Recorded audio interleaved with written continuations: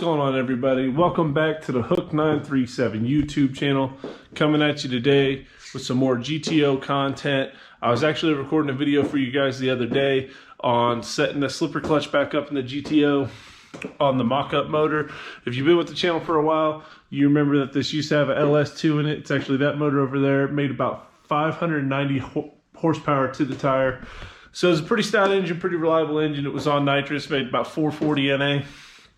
Anyways, we tried to set the clutch up on it. Long story short, we had to order a couple of parts today for the clutch. So hopefully that combo will work out for us. So we went ahead and pulled the clutch back off, and I'll be reshooting that video and bringing you some more content on that here in the future. So make sure you guys hit the bell notification and subscribe to the channel so that you don't miss that content, because that's going to be a pretty big step for us.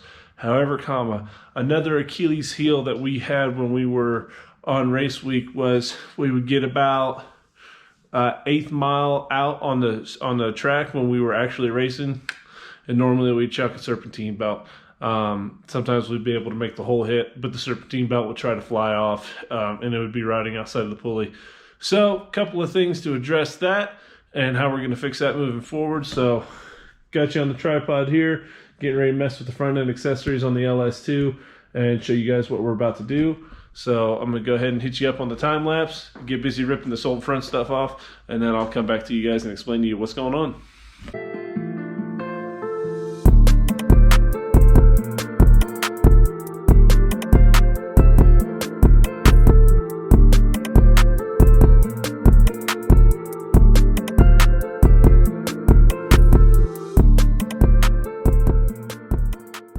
Alright, so we got the old water pump and power steering pump off. As you know, we're manual racks, so we didn't need the power steering pump. It was just still on this LS2. We are going to be swapping out with a Mazir pump because this is the alternator bracket that we're going to be using, and this bracket allows basically for belt tensioner to be built into the bracket to allow for a really short belt.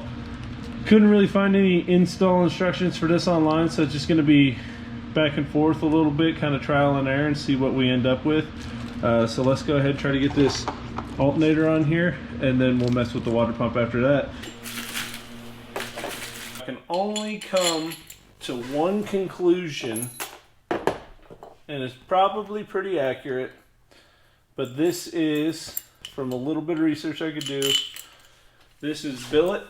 It's from Warspeed. Motion Raceworks sells it, but it comes with these big spacers and these little spacers, and these are for if you're running Corvette spacing or F-body / GTO spacing, I think.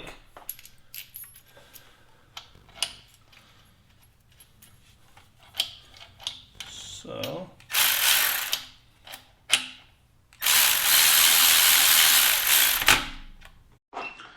alright guys, so like I was saying, these shorter bolts with these shorter spacings, I'm pretty sure are going to be for like a Corvette spacing to the balancer. Longer bolts, longer spacing for GTO / F-body style spacing. Belt tensioner, loosen it up, set your tension kind of manually, boom, lock it back down, and short belt. But since we're not running a big long belt that goes all over the place, we're going to be running a nice Mazir water pump. So I'm getting ready to unbox this water pump and mock it up on the motor here. Alright guys, so there's a couple of reasons I'm pretty excited about moving over to this Mazir pump. One of the reasons, obviously, as we already know, is for our belt routing. We don't want to chuck a serpentine belt anymore, so we just go shortest belt routing possible and lock it down, good tensioner, good quality billet parts, and call it a wrap there. Another reason is because when you run your car at the level that we hope that this car runs at, and you make a pass, you generate a good bit of heat on your short pass. When you get back to the pits, boom, shut your car off. All that heat sits in the motor. It doesn't go anywhere. It sits in the motor, sits in the radiator. I mean, maybe you turn your fans on and cool off the coolant that's in the radiator or the water that's in the radiator, but the heat just kind of sits there. So what this will allow us to do is eventually we'll put it on some kind of a switch panel that when we get back to the pits, we could turn on our pump and our fans, and we could cycle the coolant through. Even though the car's sitting there parked, motor off, we could still cycle the coolant, and we could cool the car down. We could cool the motor down in a fraction of the time that we could cool the car down otherwise if we just brought it back and parked it. Another thing I really like about this pump, we have a high side and a low side. Now if we take these fittings out, dash 8AN ORB fittings fit in here, so we can run a heater off of this pump with a dash 8 fittings. Dash 20 to the radiator, feed and return for the heater inside the car when we do finally go that route, and it's going to do everything we need. Flows 55 gallons a minute. Talked to the guys at Missouri. They said don't even run a thermostat. Just if it's a drag race car, even drag drive style, they said just let it eat. Let it do its thing. So that's what we're going to do. We're just... Alright guys, so we went ahead and got the front end of the motor mock-up completed. We got our electric water pump on there. We got our alternator on there. Reached out to Motion Raceworks. They said, you're correct. That's how you mount it. And the different style spacings are for the different style balancers. So that's the one we're going to be using with our GTO balancer. The LSX has a different balancer, but same spacing.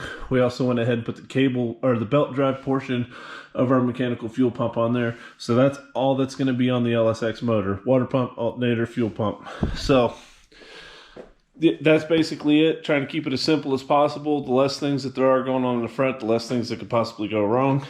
You kind of see the transmission hang out in the background there. Thinking we might have been able to make some things work. But go ahead and hit the bell notification so you don't miss the videos coming out in the future. I'm going to go ahead and share the video with you guys where things didn't really work out for us. And then hopefully this video will be things working out for us. Here soon, we got an engine hoist here in the shop now. We're going to be plopping this motor back in the car for mock-up. So that's 3 videos I'm going to be trying to drop here pretty soon. So like, comment, share, subscribe. I appreciate all my subscribers. If you haven't already subscribed, please consider subscribing. Thanks everybody for viewing the video, and I'll catch y'all next time.